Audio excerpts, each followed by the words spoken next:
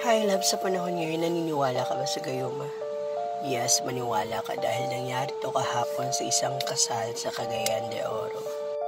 Viral na to sa Blue Up, and then, sabi naman, saksi.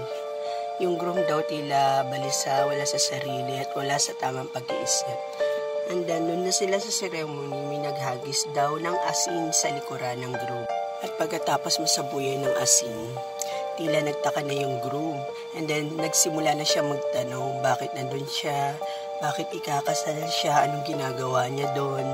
He was confused at tila wala siya sa kanyang sariling pag-iisip. Turns out, nawala ng gayuma pagkatapos hagisan siya ng asin sa likuran. And then, good thing, ayun, hindi natuloy yung kasal kasi si groom bumalik na sa uliran. Sabi ng isang coordinator, may nag-a-assist sa bride, yung kumakausap doon sa bride, umaga pa lang daw, tinatanong nila si groom, pero ang ginagawa lang ni bride, tinatapik niya lang si groom, tapos si bride na yung sumasagot sa mga question nila.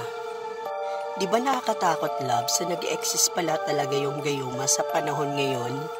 Ito pa yung malala, pati mga suppliers na scam ni Singkong Duleng hindi sila nabayaran. As a makeup artist, concerned ako dito kasi nag-makeup din naman ako sa mga kasal, and then alam ko yung flow ng kasal, and then yun nga umaga pa lang daw, ayun, kinukulit na ng mga supplier, si coordinator, kung what time iaabot yung payment nila, ganun-ganyan. Tapos pinupuntahan niya na si bride sa kwarto ni bride, then tinatanong kung ganun, tapos umiiyak na daw yung bride kasi nagkaroon daw ng conflict sa family nila. And then sabi nila, babayaran naman daw kasi anak daw siya ng isang senator. And then yun, si coordinator, syempre, siya, kampante siya kasi anak ng senator, bigatin daw eh. And then, yung sinabi ni bride, sinabi niya na rin daw sa mga suppliers, kaya kampante na rin mga suppliers.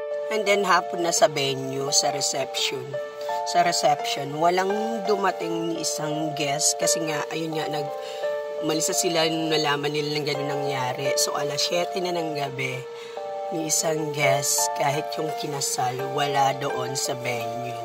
So, nakakatakot mga binga. Anyway, naghagis na asin sa side yata ni groom kasi baka nagtataka na sila. At nakakatakot.